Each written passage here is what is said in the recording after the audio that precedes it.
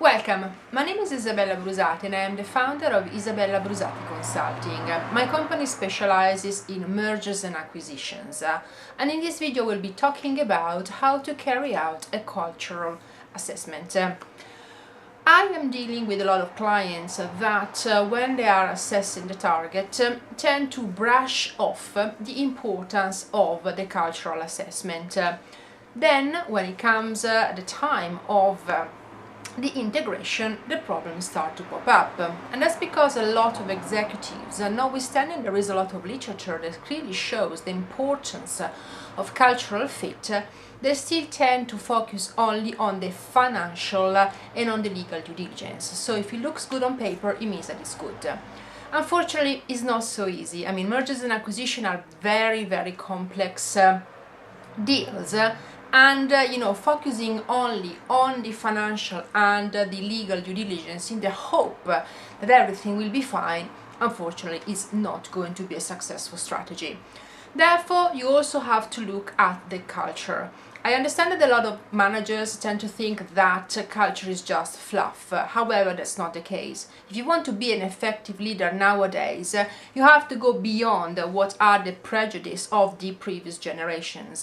Also because, as I stated before, there is a lot of literature, there is a lot of research that clearly shows that if people basically do not buy in the acquisition or the merger, it's very likely going to fail.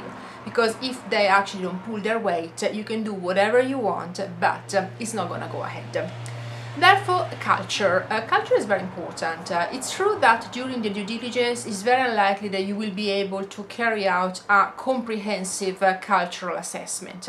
However, you can still carry out let's say a highlight, to get a picture, to get a snapshot of basically the target of your the culture of your target.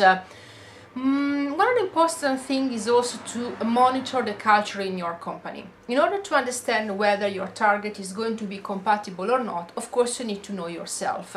So you will have to carry out a cultural assessment of your company, and then basically subsequently, so when you got basically a clear idea of how the culture works in your company, basically you can decide whether the target's culture is going to be a good fit or not. There is not a universal answer, for the simple reason that the fit also depends on the strategy and on the goals that you want to achieve. For example, if the company is acquiring another organization just for speculative reasons, and actually there is not going to be an integration fundamentally, so you purchase the target, you keep it for about 2 or 3 years, you did all your valuation, etc., and you expect that the company's value is going to go up. If you're not going to integrate, in all honesty, whether there is a massive difference in culture is not going to kill the deal. Why? Because you're not going to integrate. Of course, it doesn't mean that you have to ignore culture. You still have to take it into consideration, because if, for example, the target company has a very different culture, and even though there are going to be not that many there's not going to be too much interaction. For example, if your company is very bureaucratic and the target is a very lean organization, you may still upset some of the key players in the target. They may decide to leave regardless retention tools. So you still need to make an assessment, but of course it doesn't have to be as in depth as a cultural assessment if you're going to acquire a company and actually to integrate it, or even more if you're going to merge with it. So does the culture have to be exactly the same? The answer is no, because if you buy something that is exactly the mirror of your organization, I mean, what kind of learning curve that can be there?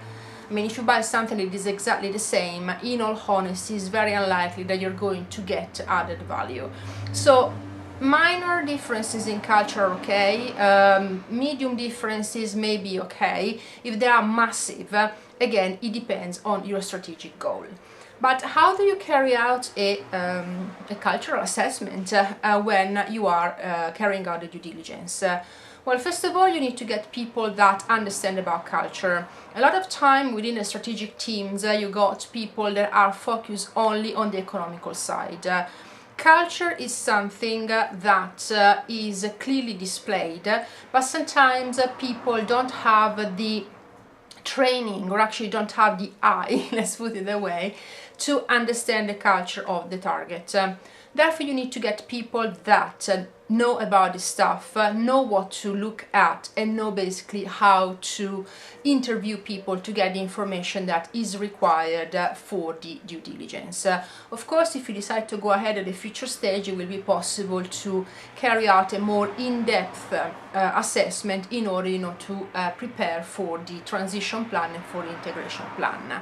But asking someone, for example, that carries out only processes, so is focused mainly on processes, to do a cultural assessment is usually not a good idea, because usually these people tend to tick the boxes but actually don't go beyond the purely procedural element, whilst actually you have to capture the way that people, for example, interact with each other. You have to read in between the lines. So if you got an internal team, make sure that there is someone that is specialized in the cultural aspect of it. Most companies tend to use human resources.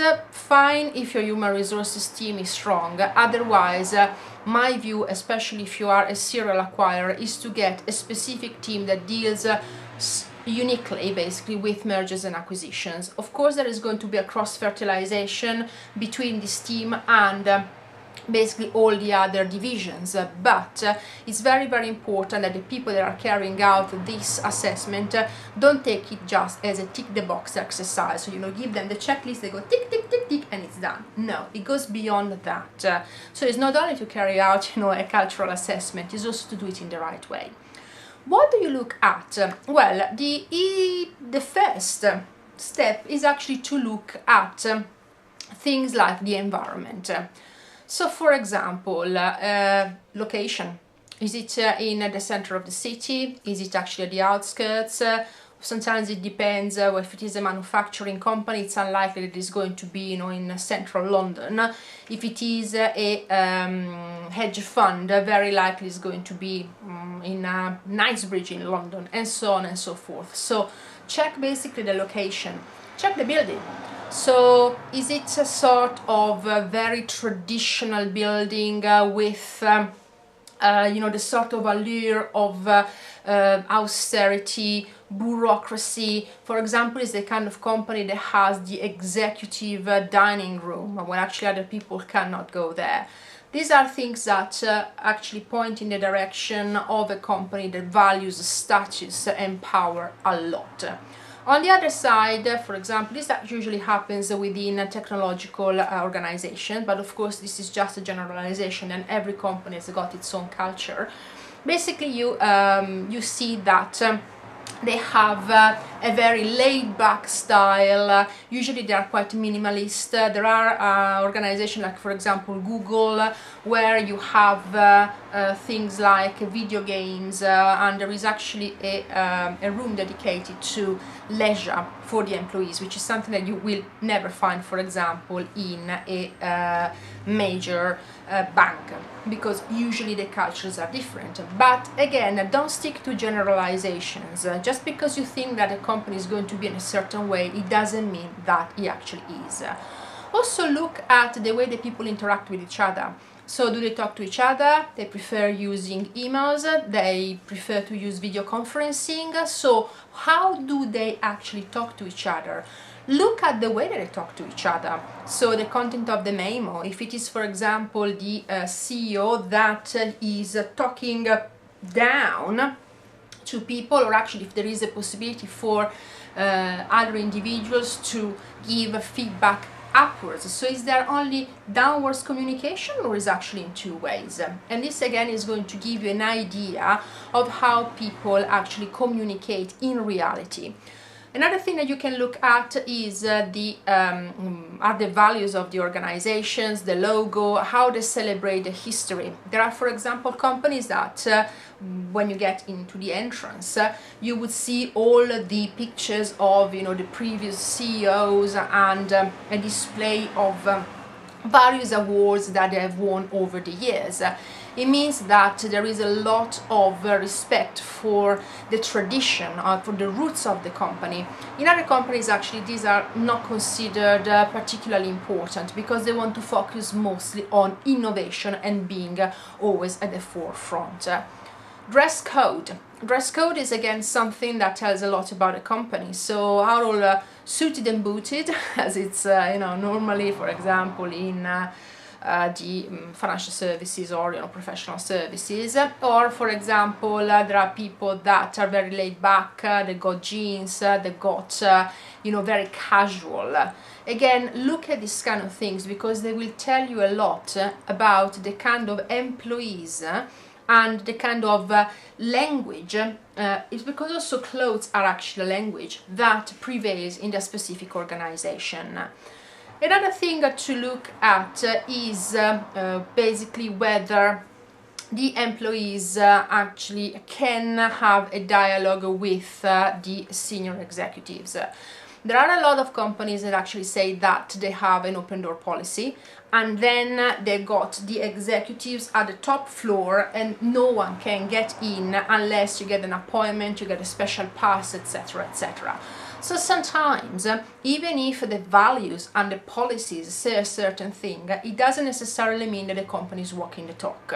So that's when you need to go a little bit deeper. That's when actually you have to look at you know, the language in between the lines, and you need someone that has got the sensibility to look at these things in an objective way. So you don't want someone who is biased. Some of the things are, you know, elements that you can observe.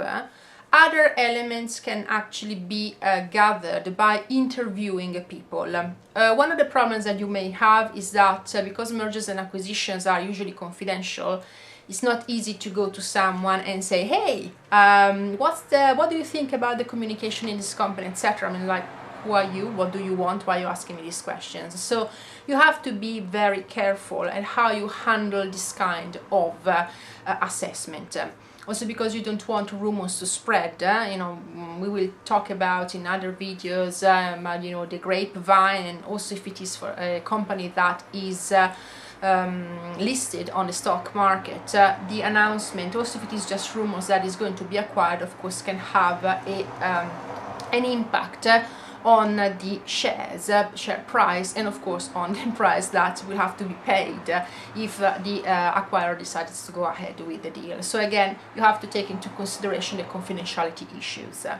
But how can you gather this information? Well, for example, you can talk with the executives that take part to the negotiations. So you can ask them information relating to the style, the culture. Also ask them to give you clear examples, not only verbal example, but also if they can give you something in writing. Because as I said before, you know, you can have a fantastic policy that states that the company promotes an open door policy, and in reality it's completely different. Surveys are very useful because you can have a very high level picture of what employees really think about the company.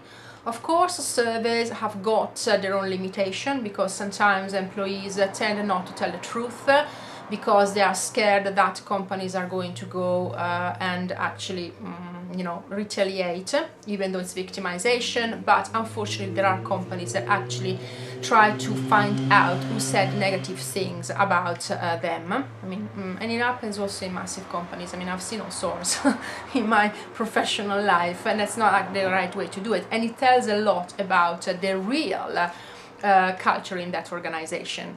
So if you're talking to an executive, say, oh, you know, we do the survey and you know, we promote an open policy, we promote communication, a two-way communication with the employees. But then when we do the survey, if there is someone that is saying something negative, we go and check who the person is, and we try to get this person out of the company.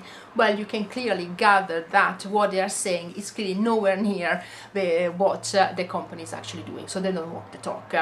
Another thing that you can do is to talk with employees that are working in your company that used to work for your target. Of course, there will be again a subjective opinion and you will have to be handled with care, because all of a sudden, how come that you're asking me about information about that specific target? I mean, so handle it with care and tend to speak with very senior individuals. Also, you can gather this information by talking with suppliers and vendors, you know, sort of informal chat. What do you think about the culture? You know, what was your experience with a specific company? I mean, do they pay on time, they don't pay on time when you go there? What is the approach, etc.? Again, it can be a conversational thing. Again, handled with care. That's the reason why you need someone that is experienced and knows what to ask, when to ask, and also not, in order not to spread unnecessary rumors. Another thing that you can do is to use your own network. So if you are a person that knows people, very likely senior people that had interactions with your target, you can talk to them. Of course, I keep on stressing that the confidentiality is very, very important. Take into consideration that most of the time the due diligence has to be done in a short period of time, because the timing of the due diligence is getting shorter and shorter and shorter in order to contain costs.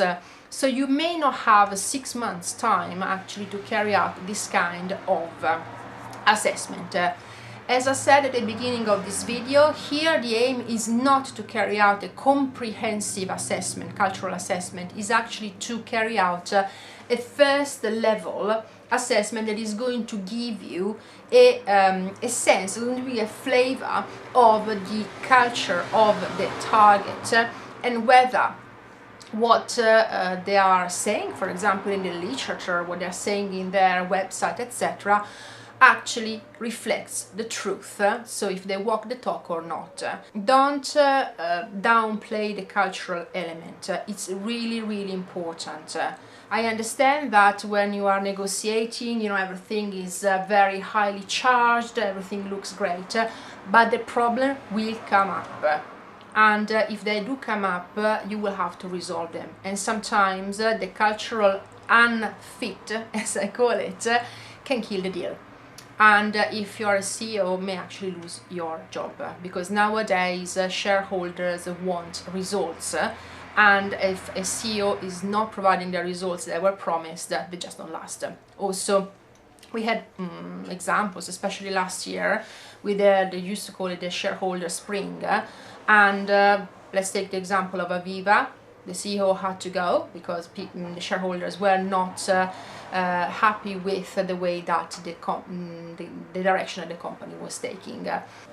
Is it the only information you have to look at? No, actually there are also the literary sources, and it's something that I will be talking about in the next video. Thank you so much for watching.